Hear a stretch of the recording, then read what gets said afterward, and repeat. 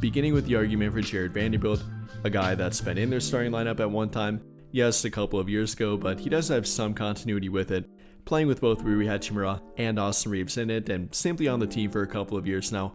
Is some team continuity with him, is some team chemistry with that, and then dating back to last season with Luka Doncic. You can make that argument for Jared Vanderbilt.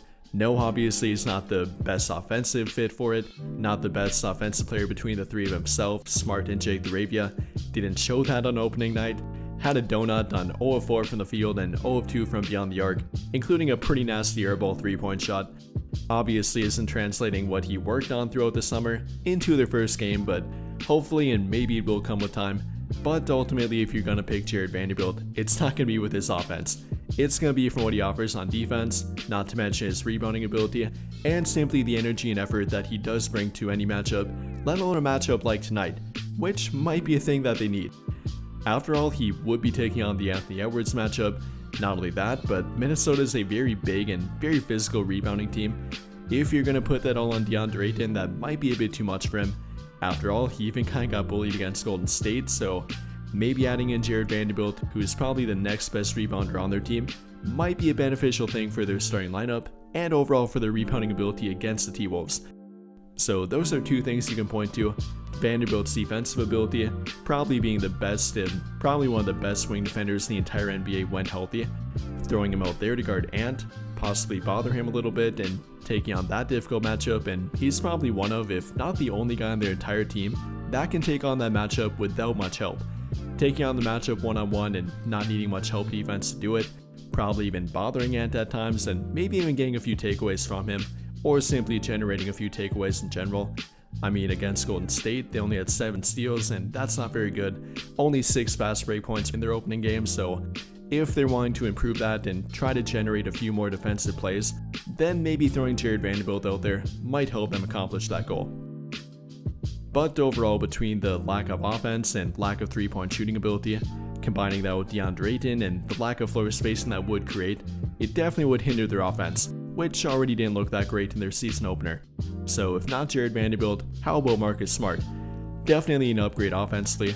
You know, he himself is not a great 3-point shooter, but is better than Jared Vanderbilt, is a better off-ball player than Jared Vanderbilt, simply better on offense in general than him as well, both on the ball and off the ball. So that would be one upgrade with it, is a bit more reliable in that regard and wouldn't be a liability offensively. Then defensively is the next best option after Jared Vanderbilt.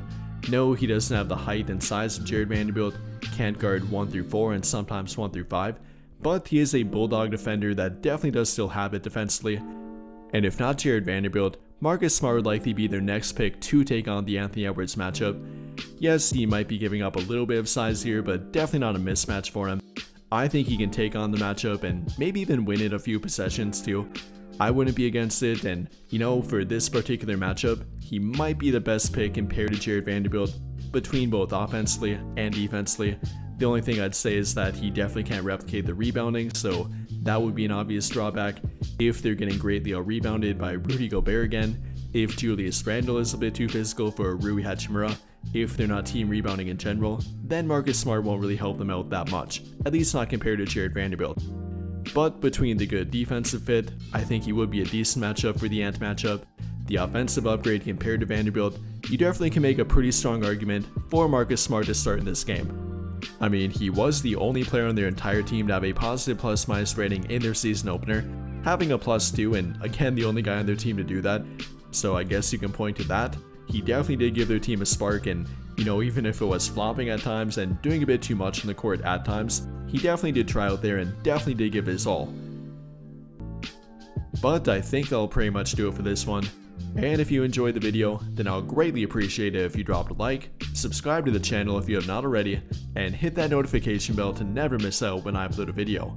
But as always, thank you for watching and have a great day or night.